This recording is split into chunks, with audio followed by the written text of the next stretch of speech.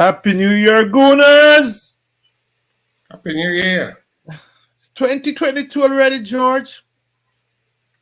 And it's your friend Shotta and my friend and colleague Blackburn George doing our first edition of the Positively Uncensored podcast, YouTuber, whatever you want to call it, in very happy circumstances, may I say, George.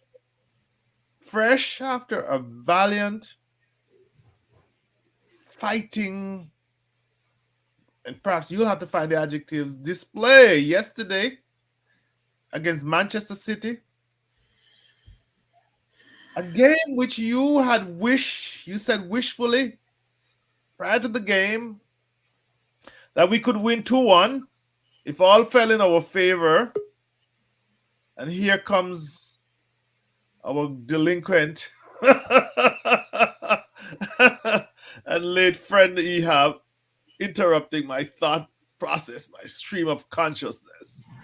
Ehab, happy New Year. We already started and you interrupted my eloquent setup. But you look well awake. Happy New Year. You look well awake. Good to see you. Happy New Year to you, my friend. Happy New Year. Thank you, guys. I hope you had a great one. I did. And I was even greater because yesterday I was proud of the Gunners. I was proud of my team. A valiant fighting performance. I was saying to George a while ago, he had wished and hoped against all logic that we could win this game 2-1. We could easily have done so. But today I want us to look on the good, emphasize the good, but I want us to also look on the bad and the ugly of that match as well. But I want to start with you, George, because you were early and on time. You were effusive. You were like doing 100 mea culpas on Twitter about our performance yesterday.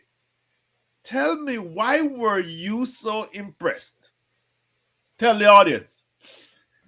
Well, first of all, we're playing clearly, by far, the best team in the league. And we matched them. I don't think we particularly outplayed them. We did in spells, but they outplayed us in spells. But we matched them. We matched the best team in the league. Now, we were a bit fresher than them, but even so, it was, some of the play was staggering. Breakaway play, the way that we really went for it. Martinelli was something else. I mean, Partey was magnificent. Let me say that again. So there was nothing not to like about it. Mistakes were made. Xhaka, maybe you could say he made a mistake. Personally, I think that was the worst penalty decision I've seen since Rob Holding got a penalty against him for getting the ball kicked against him at point blank range. Right. But it was Chambers, George. It was Chambers. Go ahead. Yes, I think it was Chambers. Yes. Well, it was never a penalty, and that was never a penalty yesterday. I mean, Silva should have got booked for simulation for diving. Yes. The tug on the shirt came after when he was already basically horizontal on the way to the floor before Xhaka touched his shirt. It was completely insignificant. It was a dreadful, shocking decision. And you can't blame Xhaka for that. I mean, he did put his leg out, but he saw Silva's intention to run into it, and he moved his leg out the way. Yes. But Silva dived anyway. It was a bookable offence for diving. And how the referee can go to the screen and overturn that. He saw it was a dive because he went like that. He waved He indicated there was no way it was a penalty. It was a dive. He'd seen it as a dive. So what he would have had to do, even under this stupid VAR regulations, is look at it for his initial decision. Was his initial thought that it was a dive wrong? Yes, a And clear, it obvious wasn't error. wrong. It was absolutely a dive. He got it right. So why change the decision? I just don't understand it. Uh, and like I said, they kept saying, yeah, but he grabbed his shirt. Yeah, well, he did grab his shirt.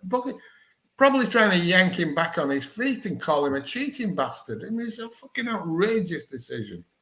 It was no worse than the Odegaard decision, which was a clear fucking penalty. Yes. You could see there were some angles that looked like he might have got the ball, but there were other angles that clearly showed he did not get the ball.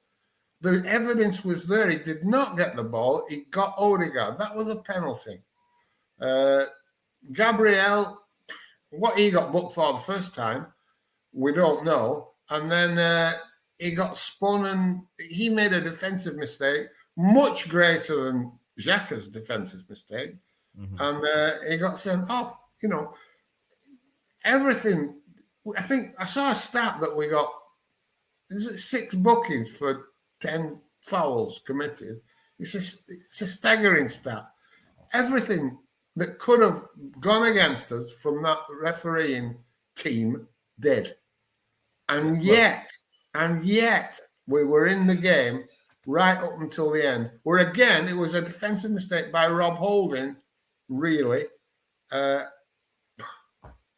But he's a defender. Yeah. Gabriel's a defender. Xhaka's not a defender. You would expect him to make more mistakes in defence. But he's always there, Xhaka, always there, putting out fires, covering for other people's mistakes. And yet he gets blamed. I don't get it. Anyway, but it was a magnificent performance. Xhaka, Partey, and Martinelli were absolutely outstanding. All game, 3 of them, terrific. I just really enjoyed it. I really enjoyed the spirit, and I didn't enjoy the fact that we got cheated out of it. But there you go. I couldn't be I couldn't be happier following a defeat. Put it that way. Ehab, Hey, you were also very eloquent on Twitter as well. But and at this point, I would like to recognize our good friend Shard Guna, because he liked George and he wrote his blog independent of George. But he said we came into this game with good shape, and there were people laughing at him. One particular follower of mine laughed at him. But don't you agree with Shard? We came in this game rested, had a week to prepare tactically, and we came in there and we showed. My father used to show our onions. Isn't that correct, George? I mean, we have. yeah. Actually, we came prepared and we came in a good form. We have been playing well. We have been improving. All our players are fit. We have no injuries at the time. I don't know. Maybe no one Yeah, probably. there's not even a player. Did that play? Not even a player with COVID. I think it's just staff. I think it's just AMN and Cedric. That's it. No, Amen was on the bench. Oh yeah, okay, Yep. yeah. So it's only Cedric and Arteta. That's it. Mm-hmm. And actually, they are in the same position as we are. The Mm-hmm. City. They had no games cancelled, 0 games cancelled. We had one, but it was because of the Wolves had the COVID problems. Yes. But the way I look at it is we came ready and we played like it. We played like we are the better team, and that's all what we've been asking for since Arteta came in. Just to realize, and we've said this a million times, to realize that this is the Arsenal. We don't go to Burnley and defend. We don't go to, and this is No. why I didn't want Emre, although he didn't have a bad record. He finished fifth, I think. Right. Yeah, and he didn't know, but none of them realized that this is not this kind of team. Um, we are a team that won the double 50 years ago. We are a team that has 13 league titles. We are a team that won a league title, I think, in every decade. We have the most FA Cups. We've been in the CL knockouts for 20 years, 20 straight years. This is not the team that goes and plays like Burnley and tries to scrape off a win just to finish in the top six. That we are You mean the again. top? You mean the top half? I Yeah, think yeah, Burnley finished ninth one year. yeah. But keep going. We trying to finish. We trying to finish. I I had that when people were always complaining about top four. When Wenger was here. Um, I didn't like it because I knew Wenger was doing the right thing for the club, but um, it's always a good thing to say, "Oh no, I want better. I want to win the league." You know, and Yes. I'm sure Wenger felt the same way. Wenger was never satisfied with fourth. He never said it's a trophy. This is the thing. He said fourth is not a trophy. He said And fourth is like a trophy. yeah, this is under the circumstance, Yes, but yes. it's not. It's Yeah. not like we playing for fourth. You're right. And But it was in a by the way, Ehab, it was in a context. It was in the context of people dismissing the achievement. yeah, And of course, now that we have made it for years, not everybody is demanding top four. You know, life is so funny, reality catches up with you. But keep going, my friend. yeah. So what drove me actually mad is that now we not only we okay with fourth, we're dreaming of fourth, and we are okay with six, we are okay with eight, we are okay with Great. seven. We consider it an achievement. When we finished eighth the first time, everybody was like, "Oh, we were 17th, and he got us up to eighth. Next year is gonna be amazing." And this is not us. This is not us. We are. I've always said the league has been weak, and we can see it. This City team that we battered yesterday, we should have won the game, is already won the league. They are not losing four games. Oh yes. They They're are what? they already won the league. You can They're go ahead 11 and give points them. ahead, correct. They're 11 points ahead. And I was, when they said it yesterday, by the way, Ehab, and I'm interrupting you, I admit. Yeah, I was like, which Chelsea cannot make this up. But keep going. yeah. Chelsea cannot make it. Or Liverpool. Liverpool will not make it, especially in the times of COVID when they don't have the same big squad as City and Chelsea and us. And this is something I've been saying for years. That we have the biggest squad ever, and they cannot. With COVID, they're gonna miss players. They are playing in the Champions League, so they're gonna have hectic schedules. They're gonna have to sit people. Like there's FA Cup coming. Somebody like Chelsea or Liverpool cannot play 3 games a week for the next 3 months or 4 months and keep up with City. City can put up another 11 that were as good as the 11 they played yesterday. They we will not notice the difference if they sub in a new 11. And just to go out and play, just shackle them. It's amazing what I mean. I like the defensive. Let me, because I always criticize Arteta. I like the defensive plan. It was really good, and what's more impressive is the discipline. What was the defensive plan? No, don't take it for granted. I'm going to come back to George. What did you see in the defensive plan? I think Uh, I noticed we something, but I'm going to we leave it to you, pressed my expert. we pressed with the front three. Correct. We really pressed with the front three, with Party pressing, and we kept Chaka just behind him, with our back four almost intact. We did not press high with the back four. So once they get through the initial press, we were not exposed. And this was very important. Once Mhm. they got through the press of the front three, uh, and the ball, they got the ball to midfield, it was nothing. They just advanced the ball to midfield. They didn't have. That's why they always passed the ball back to the goalkeeper when we got excited. They were trying to draw everybody in. They Right. did it once, and Gabriel Jesus got a bad pass to KDB and caught him offside. But other than that, uh, they never caught us being too aggressive, just out of position. The back four stayed in position. It was really good, and the discipline of the players. It's like you are playing with computer play. We are playing a video game. Nobody was 1 inch off position. Right. No. Tomiyasu, KT, not maybe Ben White a little bit, but the rest of them not an inch out of position. It's a clinic. You can teach people.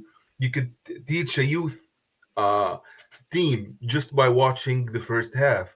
This is how you defend. This is how you stay in position. This is how you show and recover. You show that you are going to attack them, but you don't get out of position. You recover, You and it's have. amazing. I think you make a very good point. Um, because between the 10th and the 56th minute, Yeah. they never got a shot on target. They only got a shot on target after we went down to 10 men and Bernardo Silva came on. George, what most impressed you? The attacking, the counter attacking, or the defending? Bear in mind what I just said. Because, George, before you answer, we must recognize that they outpossessed us 71% against 29, obviously. And in the second half, it was like 80%. They just had the ball, and that's because we're down to 10 men. But what most impressed you, George? Was it the counter-attacking or the very disciplined defending and the pressing that Ehab spoke about? Well, it was a combination of all three. That was what impressed me most. It was the balance that we defended when we had to do, and we attacked when we could.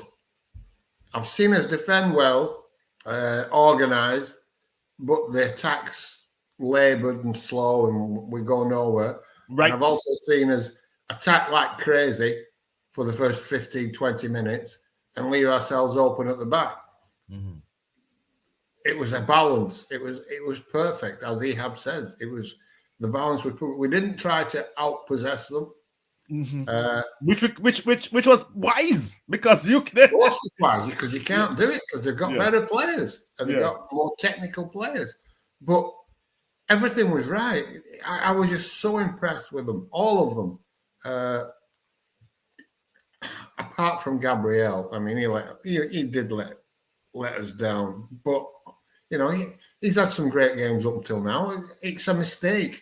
You cannot look at a team playing against Manchester City and expect no player to make a mistake in 90 minutes. It's fucking madness.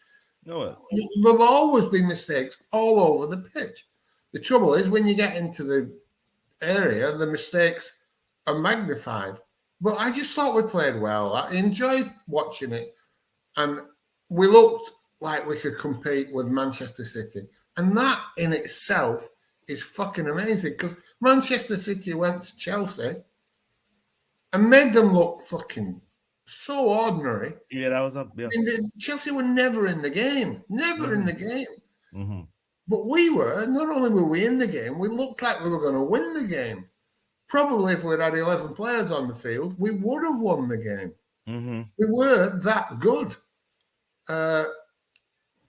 So I just think it's absolutely stratospheres away from what we were 3 months ago. That's true.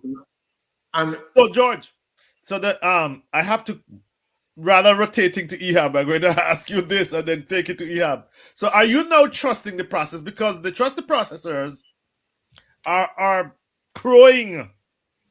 And so they should. Yes.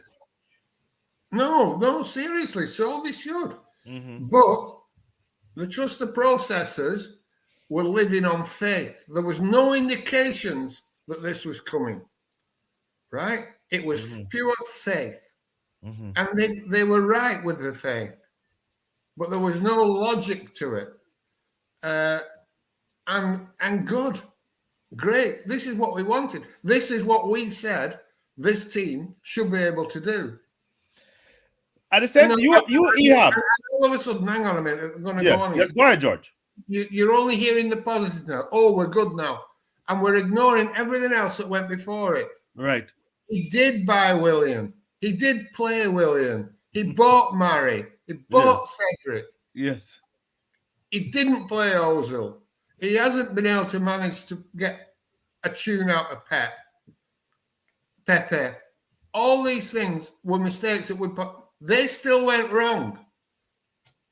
They still went wrong. Well, and of Because course, we don't forget last year. Yeah, yes, last year happened.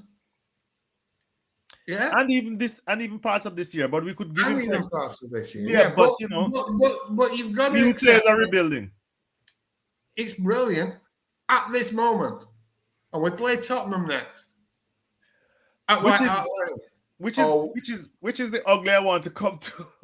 Ehab, your chance at this.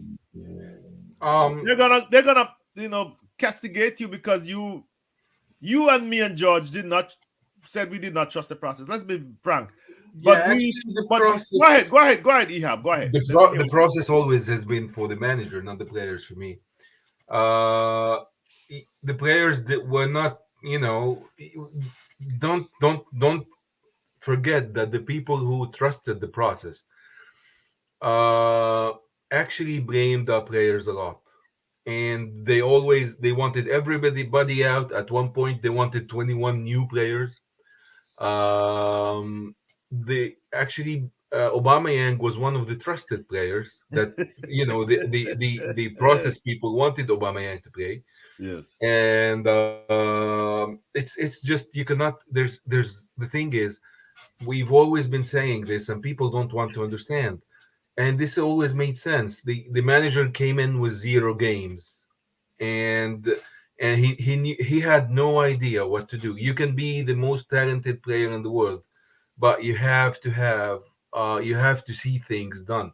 You have to know how to deal with it, how to apply it in real life. And he's still there are things that he does can't do. There are things that are missing, like adjusting the team, like uh,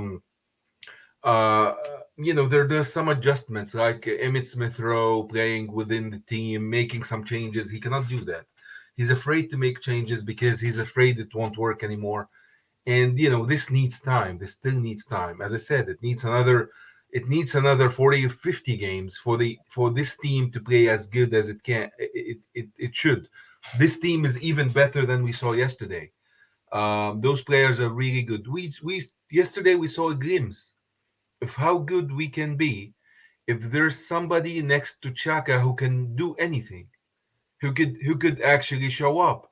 And Party made some mistakes last night, but what he did is he played his own game. He took chances. He was aggressive. He went forward. He didn't hide between the defenders and wait for the game to end. No, no, no, no. He showed up and it worked for him. Sometimes it's not gonna work. He's gonna lose the ball a couple of times. I won't blame him for this. He was the first 10 minutes, 15 minutes, he was like that. And yesterday he had his best game in an Arsenal shirt. And I hope he keeps doing that. Because as you remember, the start of the season, any team with a midfield was smashing us. The Yes. only good win we had was against Tottenham, and they had one person in midfield when Nuno was there, and this is it. We need somebody next to him, in next to Chaka in midfield. Now, what happens if Chaka goes down?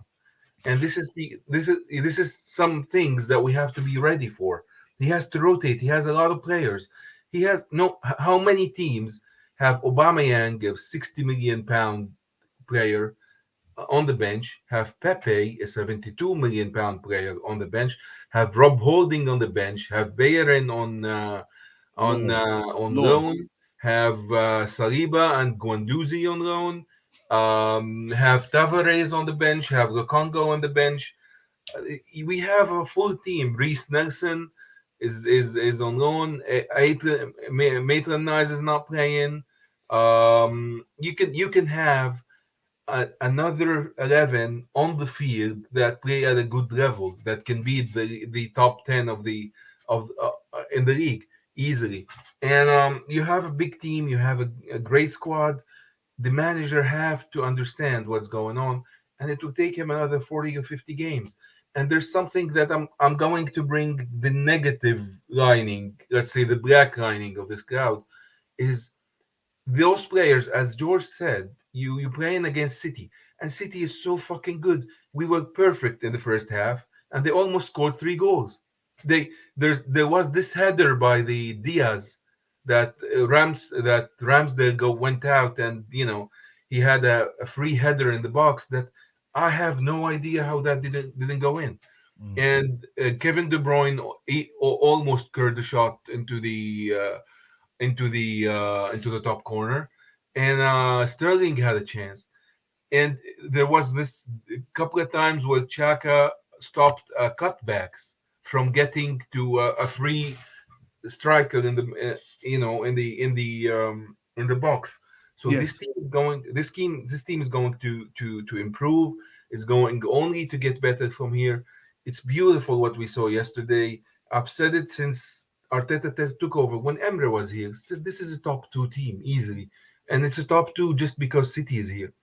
The squad is amazing. We are getting there. We are playing like a top two team. George, is Ehab getting ahead of himself? A top two team? Because this is the concern, the good, the bad, the ugly. Are we getting ahead of ourselves? Yeah, but And we're not gonna finish top two because you cannot expect the same effort 90 minutes from the same 11 for another 4 months. They are George, not. They are going to make mistakes. So this is the black lining around it. So you have to understand that this team is still distant. Six. black lining. Let me just take a little moment here to say racist, racist, racist. Okay. Arteta doesn't like black players. Racist, racist, racist. Well, Christ, clear. I we know say what you mean. I know what you mean. Yeah, don't worry about that. George, I want you to get your spin on this, but there are some people who can't get over their feelings for Arteta. I mean, I don't like the guy. You don't like the bloke, but he's done a damn good job. He have been saying from day one, and I know you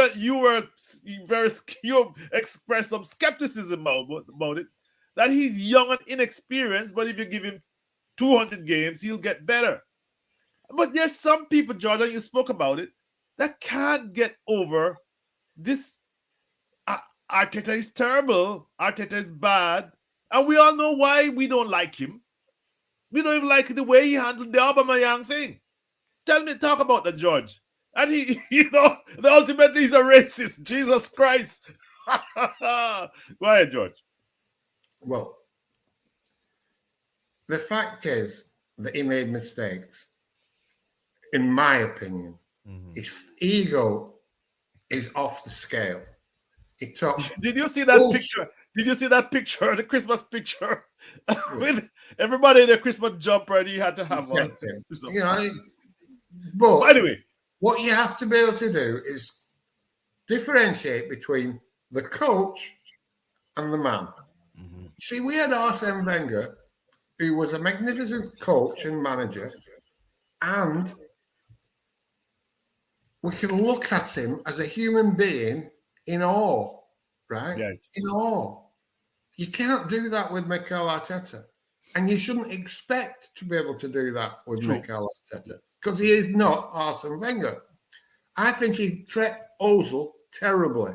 I think he's done shocking with Aubameyang. I think he's made genuine mistakes and he's full of ego. However, his ability to coach individual players seems to be off the scale.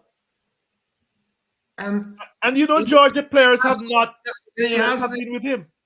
He has this idea of how the team should play, which I didn't think would work, which appears to be able to work. Right? Yes. This paint by numbers way of playing football. And as Ehab just pointed out, that was a strength yesterday. That people being in the positions at the right time, in the right place, doing the right things, that worked yesterday. So I have to accept that, it can work. And if it does work, we can play like we did yesterday. So you've got to give him credit for that. You don't have to like the guy. I don't have to like him. I will never forgive him for his treatment of Mesut Ozil. That's done it for me. It was awful, shocking. But that's as a human being. That's as a man. I don't like him. I can like him as a coach. I can like the football that he brings. I can like everything he does on the training ground, and still not like him as a guy. And the trouble is, a lot of fans, a lot of people don't like him as a guy because of what he's done, but they're unwilling to accept that he has strengths as well as weaknesses, even if they're perceived weaknesses. Because that's all we can do. All we can do is perceive what someone's like. Yes. I don't know Mikel Arteta. I really don't. I can only go on what I see. He might be the nicest, most caring fucking man in the world. We don't know. All we can do is judge on what he's done. Right, and what we see. And what we see on the field is the most important. So that I don't like him because of how he met at Ozil is insignificant. Doesn't matter a fuck. As long as he brings good football and success to Arsenal Football Club, I'll back him all the way now. All the way. George. But I won't say that he's a good guy and he's a great fucking human being. That's all. That's it for me. And I think you have been quite consistent on this. But George, before I switch back to Ehab, one of the things that he has done, and of course, you know, his haters, or well, at least these Xhaka haters don't even want to recognize this, is that he has brought back Xhaka from the wilderness, made him the anchor of his central midfield. But the fan base, George, well, at least the Twitterati and the bloggers, in my opinion, and I'm not saying all of them, remain filled with hate, venom, totally ignorant role. Come on, George, explain that to me. It's funny. It's funny. This is ironic beyond belief that they have this great belief in Mikel Arteta. Yes, Mikel Arteta can do no wrong. Mikel Arteta is God.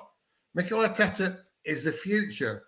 Mikel Arteta has ultimate faith in Granit Xhaka. We can see that. He brings him back in. He can have 2 months off and he's straight back in playing 90 minutes. He's the most important player in the team.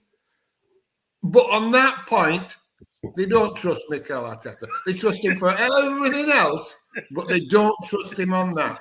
Yes. How does that fucking work, boys? Yeah, they fucking trust him or you don't.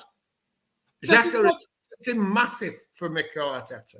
He begged him not to go. Begged him not to fucking leave in the summer. Yes. Plays him at every opportunity. Has him filling in positions that no one else can fill in.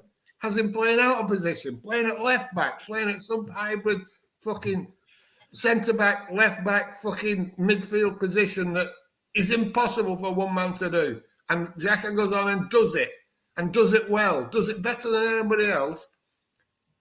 And yet, they don't trust Mikel Arteta on that one thing. Everything else, he's got 100% backing. But no, Xhaka. No, he's got that one wrong.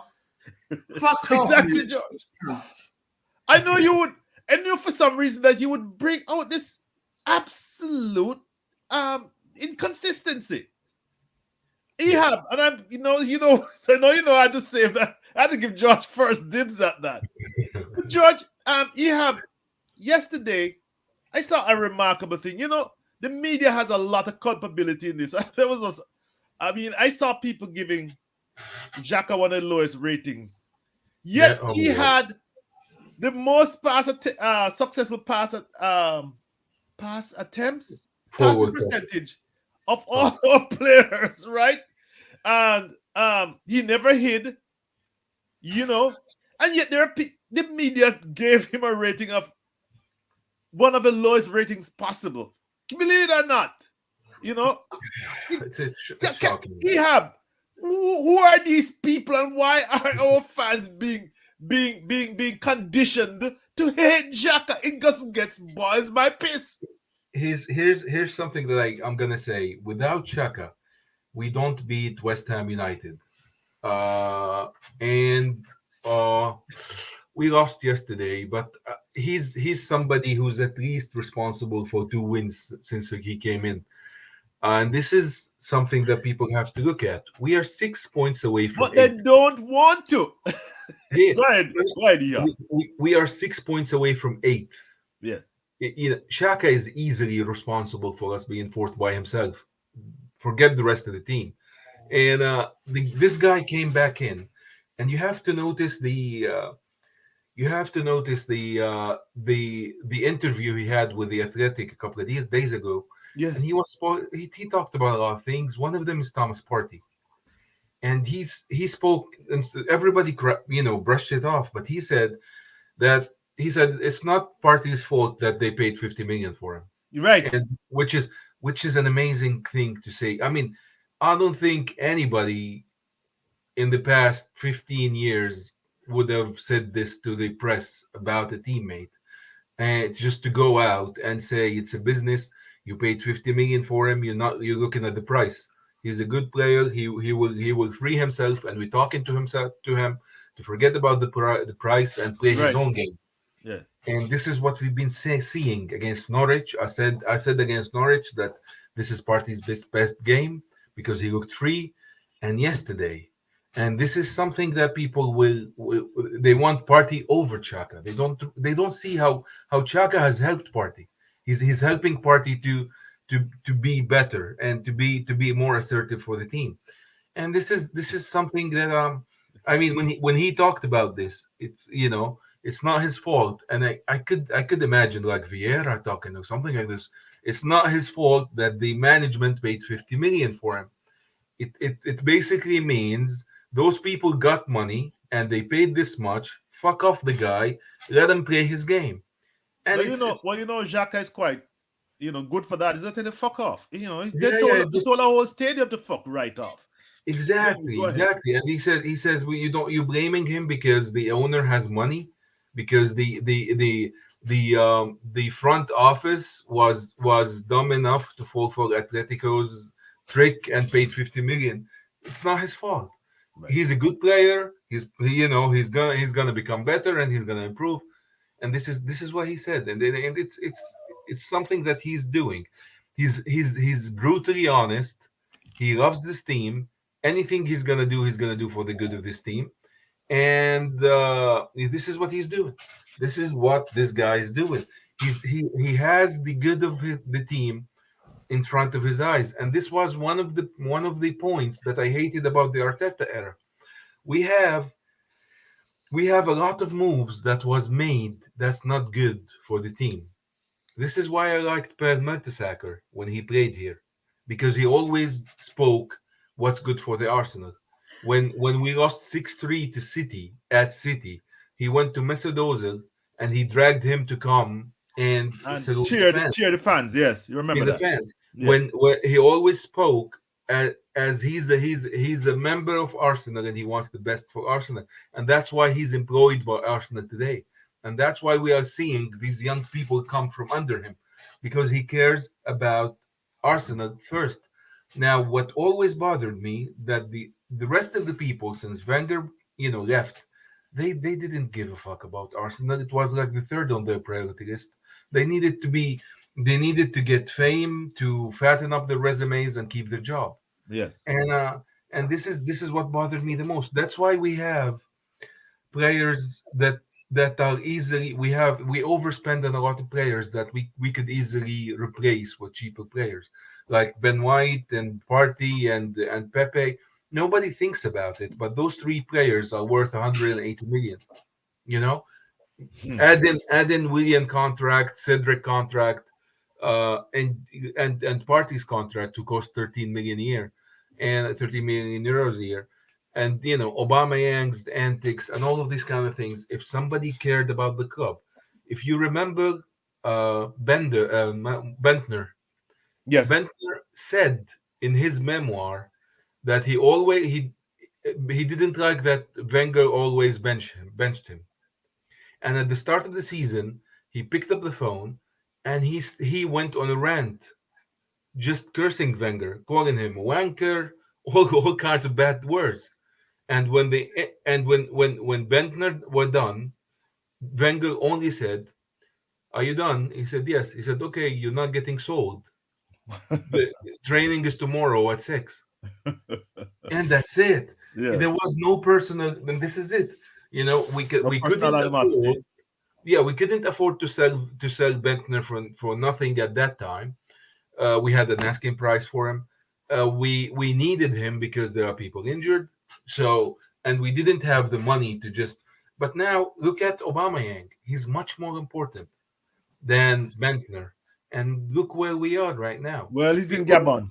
He's in. yeah, people will always say, "Oh, the manager have everybody has an opinion."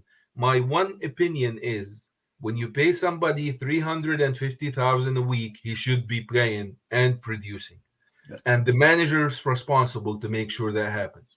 Yeah, because that's a colossal waste of money. Yeah, George, well, let's find. I want to go to this topic here, this and the final segment of the show, to the ugliest part of this game, and you alluded to it earlier, was the refereeing. It was abysmal, George. I mean, Rodri two-footed towards Saka. I never, it was because he slipped. I mean, there was so nobody mentions. Well, some people mentioned that, but George Atwell, what's happened to English refereeing on VAR, George? It's Well, horrible. unfortunately, I have to go now, so I haven't got time to talk about it. But I'm Yeah, just going to say it's fucking corrupt. That refereeing, not just Atwell, the whole fucking team yesterday was fucking corrupt. There's no other explanation for it. You can't get that many things wrong, obviously, in it, favor of City. in favour of oh City. yeah, The number of bookies we got compared to them for the number of Per fouls foul, we, per foul, per foul. it's a joke. So I'm going to leave it at that, and I'm going to fuck off because it'll only make me annoyed. Uh, Thank you, George. Well, and I don't want this to be the happiest day of your year. okay, so All thanks for right, my listening. friend. Let's wrap this up with the Ehab, though. Thank you, George. Thanks for listening to my bollocks. See you later. anytime, man. Okay. So Ehab, the ugly was this. I think the Referee. refereeing. I don't know if you want to make some comments on that. Oh, it's like, yeah, it was so obvious actually. It's like, when you're watching the Barcelona games like 10 years ago and Right. Messi decides he's had enough and he goes on this 15-minute tear when he just have 3 4 chances, he scores a goal, has an assist and causes a penalty and he ends the game. And this is what the referee did last night. He Yes. went on a 15-minute tear that just ended the game, just finished it. It was over. I actually stopped watching around the 80th minute or something like that because I just I can't deal with it anymore. I cannot deal with this kind of crap. The penalty wasn't a penalty. I was listening to Arabic commentary and the commentator was like, yeah, Bernardo Silva is probably gonna get a booking for this. And Exactly. this was the first thing that he said when Right. Bernardo Silva did that, and not he turns it around because you've seen them on the Odegaard the first half, and you Is that think, the okay, one Marie nearly took him out? Right? Was it Odegaard? yeah, the Odegaard one was a penalty, and I Yeah. thought, okay, maybe Oh, this you is mean Edison? No, no, Edison. Yeah, yeah. Ederson. Yeah, I thought the Odegaard one was a penalty, and he didn't give it, and I thought, okay, maybe this guy is not. It's just with penalties is afraid to give penalties. He's not going to give penalties easily. Right, This is right. what I thought about him. And then he comes to the second half, and this guy, you've seen Bernardo Silva just starting to fall before he reaches Chaka. Chaka, Chaka just drags his foot back, and this guy is already on the ground. Chaka grabbed him by the shirt because Chaka was trying to turn, and Right. this guy was already on the ground. And you've seen this in the first half in when they had the header, they had the and one of the and Chaka we were defending a corner, and Chaka is always very conscious at protecting his knees. This is something you have to notice. If you go back, the first header they had, and I think it was Gabriel Jesus who had the header from the corner. It almost went in. Actually, it went just right by the left upright. And yeah, this was the third chance. And one of the players came running from the back, and he got tripped, and he almost fell into Shaka's knees. And Yes, Shaka was trying to make a run at Jesus, but when he saw this guy falling into him, he stepped back. He jumped back.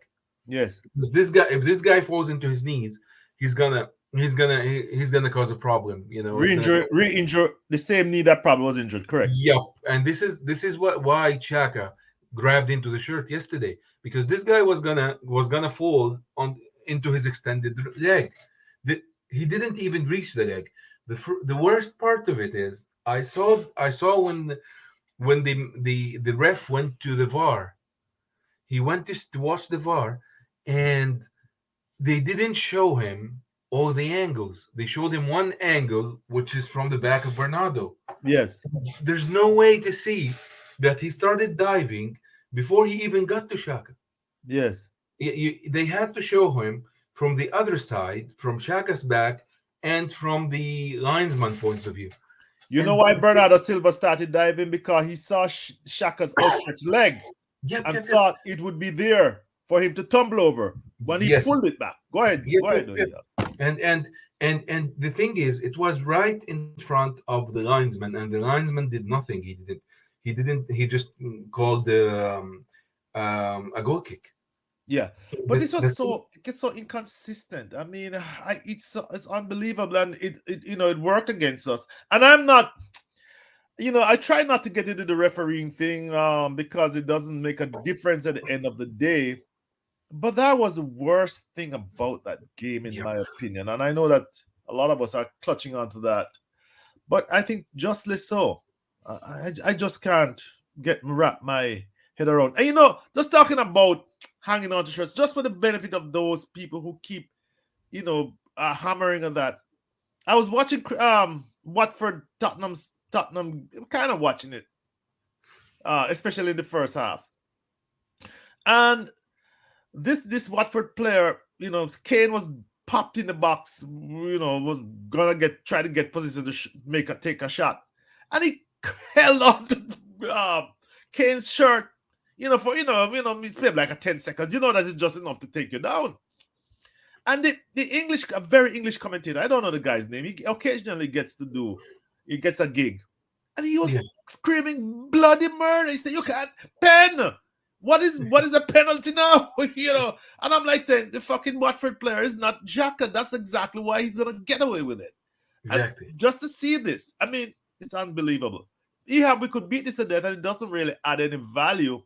But I thought, is there any other thing before we end, which I said it was the good, the bad, and the ugly, What that you want bothers to me comment on about before we wrap up? the loss, Yes. which was caused by the referees, are now we are at 31 points with 20 games played. We have we play in the North London derby next, and this makes that game huge, because if they beat us, Yeah. they overtake us with a game in hand. Yes. And now we have to win there, and we are happy that our players have gained confidence. And don't forget that on the other side you have Conte, which is a really good manager, Yes. and he motivates his players really well. We are playing better than Tottenham. Don't get me wrong, much better than Tottenham. But this doesn't matter in the derby. No, not Derby, and that's at their place, I think. Yes, Yeah, yeah, their yeah. It's place. it's it's it's at the Tottenham Stadium, Mhm. and this. If had we won that game yesterday, we would have been at 34 points, and Mhm. they would have been six points behind us, or 5 points behind us. Yes, Which means even if we get a draw at Tottenham, we still ahead of them, and they have dropped points. but they But are game in hand. now it's a must win, because they have a game in hand. They can still catch us, but we cannot let them catch us with this. And we still West Ham has 2 games in hand, I guess. Although West Ham are tired, are Yes, really I just and yes, you good point. And George always said he didn't think they could maintain the gallop, And they have it's died. I'm not very fearful of them anymore. they remind me of our teams between 2009 and I've 2013. lost you. I've lost you, Ehab. I've lost you. Yeah, okay. Go ahead. Yes. Yeah, they remind me of our teams in 2000, between 2009 and 2013, like the 2012, 2011. And because they have, of course, with the difference between Wenger and Moyes, they have a good squad, but they don't have a big squad. Right. They cannot always make a substitution that's as good as the starters. Yes. And the starters are getting tired with the COVID problems, and they had their injuries. Zuma hasn't played. They had really bad injuries throughout the season, and now they're just tired. They're just drained. Like I saw them yesterday, and it reminded me of us when we didn't have a Yes. big And squad. they're in Europe. They're still in Yeah, Europe. yeah, They're in yeah. Europe. Ehab, um, we're gonna wrap it up here. Hmm. Extended like almost 50 something minutes in this new year. But there was a lot to say about that game, a lot to observe, a lot to connect with some of the things that we have said before, you know. And I keep saying that we have tried to avoid extremes, even though we have been caught up in it. Let's not do, we're not perfect. And but you, I think that as you rightly observed a while ago, despite that valiant effort, Spurs are just too close to us for comfort. Too Yeah, close for us for comfort. Manchester United, I don't know if they're yeah. going to get their act together. They have too many True. personalities. Ralph is having a lot of problem getting them to play. They're horrible to watch. Yep. So much prima donnas. People, Ronaldo came there. I think Ronaldo came there for a lot of reasons, and a lot of reasons not to do with football. Yes, But that's why I like Eddie Howe. Eddie Howe yeah, came to Newcastle, and this is his team that should be relegated. yeah, And you've seen them in front of Manchester United.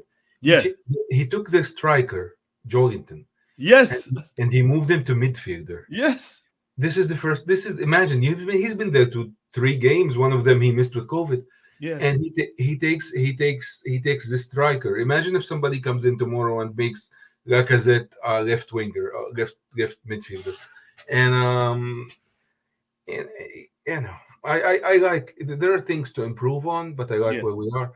Imagine if this team, like you've seen how many times we get to the wing and we don't put a cross in that hits anyone. Although we have some of the best crossers in Saka and KT, those are really good people yeah. at crossing. But if we want to do that, we'd have to have a Bentner coming off the bench. You know how the Lord used to, his Lord Bentner used to come in and give some Yeah, time. yeah. Now we have what we have to do is, and this is what we have. Once Arteta starts figuring things out, as you look at City does the greatest cutbacks in the league. They Yes, have, yes, and it used to come to Aguero most of the time or yes, Sterling, and this will improve. This is what I always say. This is the silver lining is that this is going to improve. This is not how good this team is. It can play much better once the manager catches up. Give him 50 games, and next year we are going to be. yes. This team is going to be scary to play against. Well, that's a very optimistic note. But I have to go back, listeners. We have to go back to the fact that Ehab has been saying from literally last year, whenever you joined us, Ehab, Yeah. that Arteta needed games. That's been your consistent theme, and it seems to be bearing fruit. Listeners, we aren't, just try to be reasonable. And somebody said not being to the extremes. Yeah, extreme anti Arteta, extreme pro Arteta. We've been trying to avoid that. We can't. I don't think. Well, I don't know about you, yeah, but I can't enjoy the football these days Yeah. without taking up, Beautiful. more. Well, maybe because I'm not in London, but can't get carried away, because you get carried away, you're thinking, no, that we can probably make second. That's not going to happen. I don't think so. But that's the point. Yeah. That's the point, is watching the team play as they can, And without grow. any obstacles, without any problems. Just enjoy the games. This is the whole thing. And without And agendas, Ehab. yeah, Without agendas. It is unbelievable. The agendas and people with their own motives, their desires. No, yeah, anyway. And everybody has a right to have their own podcast, and but there are too many agendas at work. true. People would like your support. We try to give you an insight. Not I got rid of Ehab's tactics board, so we don't get overburdened with all the technicalities. But just to Yeah, take use our own common sense, look at the game, use our experience, and try to figure out what's going on. We don't even know what's going on in the camp. The players are behind Arteta, it seems. And we are there, people carrying on. Oh, Arteta is bad. I mean, in that same interview you mentioned, by the way, and I'm wrapping up. I mean, Xhaka said it's because of Arteta why he's here, and he supports Arteta. yep. That says something. Yeah. He's Arteta has done a great job of communicating with the players. Even when we had problems with Ozil, Yes. there was this video where he is actually joking with Ozil, Yes. and yeah, he hasn't been bad. I mean, he hasn't been bad with the players. This is something I give him 100%. They believe in it. To give this effort, they must believe in the manager. And this is why I always say he sounds like a genius, but in the application, he's still catching up. Right.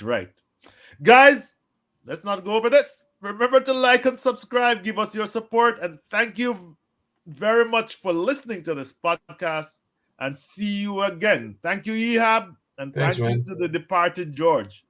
Until we meet again, bye. Bye bye.